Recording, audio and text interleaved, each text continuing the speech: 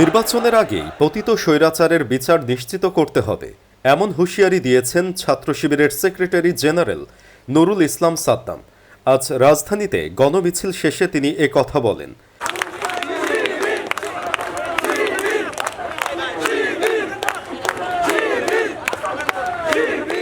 শুক্রবার ৩১ জানুয়ারি জুমার নামাজ পর বায়তুল মোকাররমের উত্তর গেট থেকে গণমিছিলটি শুরু হয়। মিছিলটি পল্টন মোড়, জাতীয় প্রেস ক্লাব, মৎস্য ভবন হয়ে শাহবাগে গিয়ে শেষ হয়। এতে নেতৃত্ব দেন ছাত্র শিবিরের সেক্রেটারি জেনারেল নুরুল ইসলাম সাদ্দাম।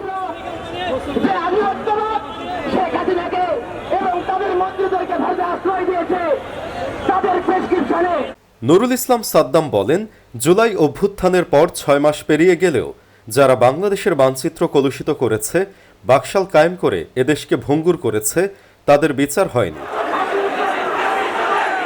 জুলাই আন্দোলনে যাদের হাতে সাধারণ ছাত্র জনতা শহীদ হয়েছে, সেই পতিত ফ্যাসিস্ট স্বৈরাচারী সরকারের বিচার দেখতে পাইনি। আমরা বিচারে দীর্ঘসূত্রিতা লক্ষ্য করছি।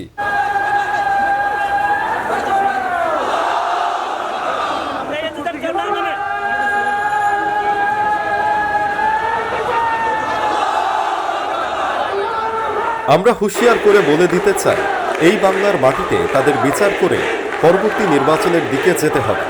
নির্বাচনের আগে পতিত স্বৈরাচারের বিচার নিশ্চিত করতে হবে। কিছু রাজনৈতিক দল এই দাবিতে সরব না থেকে চাঁদাবাজি, ছিনতাই ও দখলদারিত্বে লিপ্ত হয়েছে।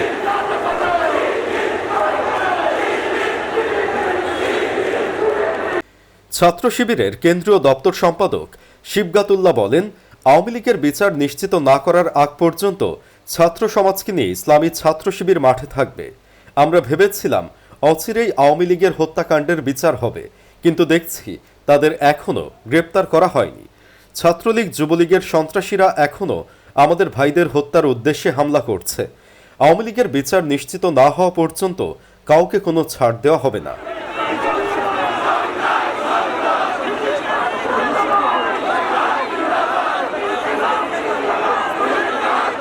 এ সময় উপস্থিত ছিলেন ছাত্র শিবিরের কেন্দ্রীয় প্রচার সম্পাদক আজিজুর রহমান আজাদ, প্রকাশনা সম্পাদক সাদিক কায়েম, মানবাধিকার সম্পাদক সিফাত আলম সহ